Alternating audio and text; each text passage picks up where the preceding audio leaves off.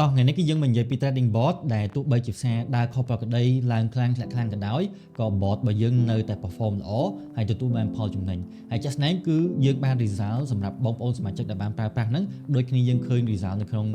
screen ខាងលើនេះចេញពីបងប្អូនសមាជិកដែលបានប្រើប្រាស់ទាល់តែម្ដងហើយចំពោះវិធីសាស្ត្រនៅក្នុងការទៅយក license key ដើម្បីយកមកប្រើប្រាស់ហើយក៏ខ្ញុំមាន discount code ដែលបងប្អូនអាចយកទៅ apply បានដែរអញ្ចឹងកុំឲ្យខាតពេលយូរយើងចូលទៅមើលនៅក្នុងវីដេអូនេះទាំងអស់គ្នា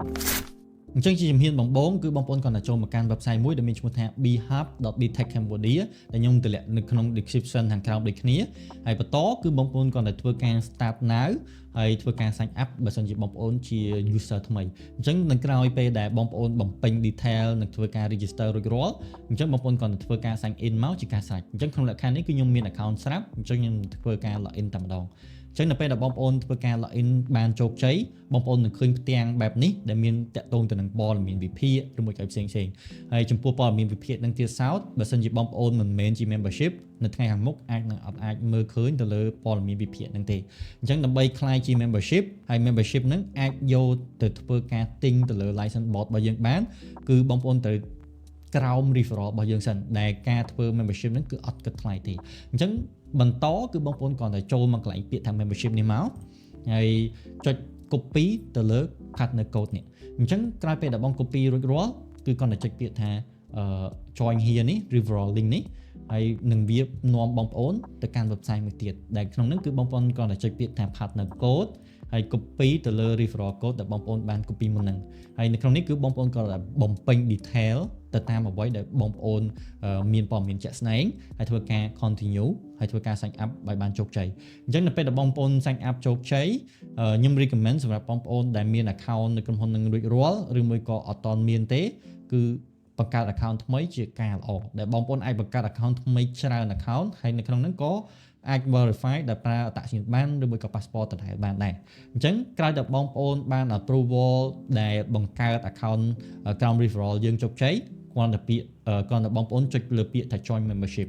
អញ្ចឹងគឺបងប្អូនគ្រាន់តែ select ឈ្មោះខ្ញុំដែលនៅខាងលើនេះដែលមានឈ្មោះ Sai នេះព្រោះដោយសារបងប្អូនបង្កើត account ក្រោម membership របស់ខ្ញុំអញ្ចឹងគឺបងប្អូនគ្រាន់តែ select យក profile ខ្ញុំមកហើយបំពេញ email ដែលបងប្អូនបានបង្កើត account ក្រោម referral មុនហ្នឹងឲ្យបានត្រឹមត្រូវហើយចំពោះ trading account គឺបងប្អូនយក account ID ដែលបងប្អូនបង្កើត account រួចរាល់គឺនឹងមាន account number មួយដើម្បីបងប្អូនយកទៅ login trade អញ្ចឹងគឺគ្រាន់តែ copy account នឹងមកដាក់ហើយជាក់ស្ដែងបើសិនជាបងប្អូន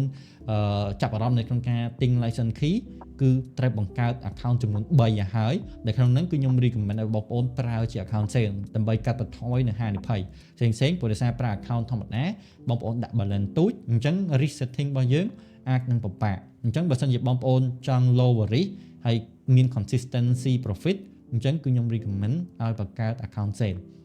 អញ្ចឹងបន្តគឺពេលដែលបងប្អូនបំពេញ detail រួចរាល់នៅក្នុងលក្ខខណ្ឌនេះគឺខ្ញុំដាក់ជាព័ត៌មានคล้ายៗទេអញ្ចឹងបងប្អូនអាច note ដើម្បីបញ្ជាក់ថា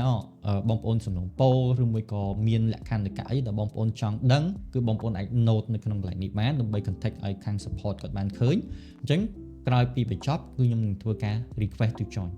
អញ្ចឹងពេលដែលបងប្អូន request to join គឺនឹង load បែបនេះដែលនឹងឃើញមានពាក្យថា request អញ្ចឹងនៅពេលដែលបងប្អូនបាន request រួចរាល់ប្រហែលជាមួយថ្ងៃគឺក្រុមការងារ admin ក៏ឆែករួចរាល់ថាបងប្អូនពិតជាក្រោម referral របស់ក្រុមការងារយើងមែនអញ្ចឹងគឺយើងនឹងធ្វើការ approve អញ្ចឹងក្រោយពេលដែលបងប្អូន submit ទៅលើ membership នឹងទទួលបាន approval អញ្ចឹងបងប្អូនអាចធ្វើការចូលទៅកាន់ marketplace ដើម្បីធ្វើការទិញទៅលើ license key ទៅលើ trading bot របស់យើងបានអញ្ចឹងក្នុងលក្ខខណ្ឌនេះគឺបងប្អូនចូលនៅក្នុង marketplace មកហើយនៅក្នុងនោះគឺបងប្អូនឃើញ license key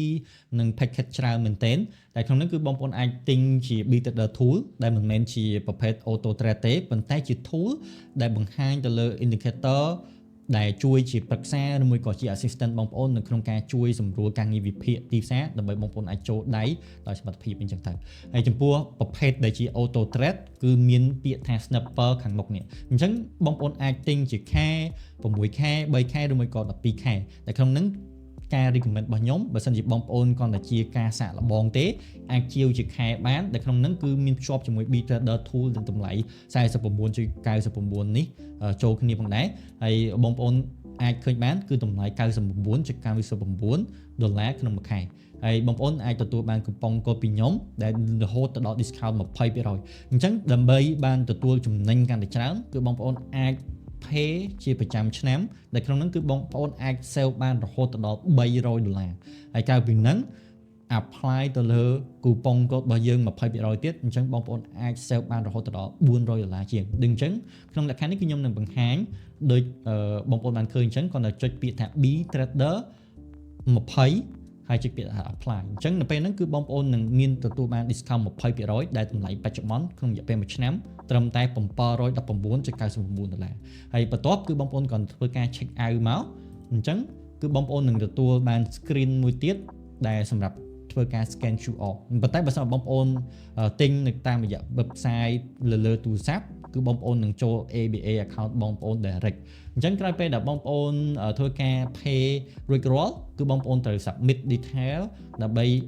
ក្រុមការងារអាចយកតំណែងហ្នឹងមក approval ទៅលើ license key របស់បងប្អូនបានអញ្ចឹងក្នុងលក្ខខណ្ឌនេះគឺខ្ញុំនឹងចុចពាក្យថា request license ហើយបំពេញទៅលើ detail account ដែលខ្ញុំបានណែនាំឲ្យបងប្អូនបង្កើត3 account មុនហ្នឹងដែលជាប្រភេទ account Sane ឬមួយ account Pro ហ្នឹងប៉ុន្តែចំពោះប្រភេទ Snapshot គឺខ្ញុំ recommend ឲ្យបងប្អូនប្រើទៅលើ account Sane ហើយនៅក្នុងហ្នឹងគឺបងប្អូនបំពេញ detail ឲ្យបានជាក់លាក់មកអញ្ចឹងក្នុងលក្ខខណ្ឌនេះគឺខ្ញុំដាក់ជាលេខឧទាហរណ៍ទេអញ្ចឹងខ្ញុំនឹង submit វាហើយចំពោះ trading view username គឺបងប្អូនអាចយក username ដែលចេញពី account trading view របស់បងប្អូនអញ្ចឹងគឺក្នុងលក្ខខណ្ឌនេះគឺខ្ញុំ username ខ្ញុំឈ្មោះ Sai2k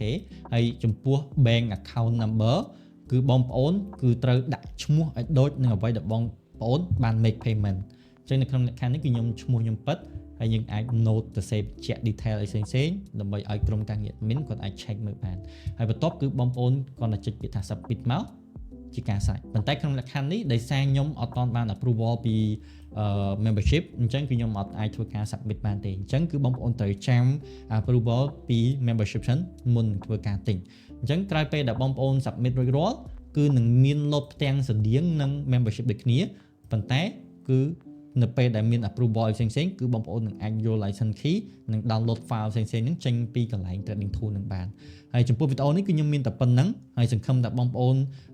ទទួលបានផលប្រយោជន៍ពីការប្រើប្រាស់ trading bot របស់យើងដូចសមាជិកយើងផ្សេងៗដែរហើយបើសិនមានចម្ងល់អីផ្សេងៗអាច contact មកយើងបានតាមរយៈប៊ូតុងមួយនេះដោយចុចពាក្យថា need help នេះគឺ direct ទៅក្នុង Telegram support ក្រុមការងាររបស់យើងហើយបើសិនជាបងមានចម្ងល់អីផ្សេងៗអាច join នៅក្នុង group Telegram យើងផ្ទាល់ដើម្បីពិភាក្សាជាមួយសមាជិកយើងផ្សេងៗដែលកំពុងប្រើបច្ចុប្បន្នហ្នឹងឬមួយក៏អាច direct chat ជាមួយខ្ញុំតាមរយៈ group នឹងផងដែរអញ្ចឹងអរគុណច្រើនជួបគ្នានៅក្នុងវីដេអូបន្ទាប់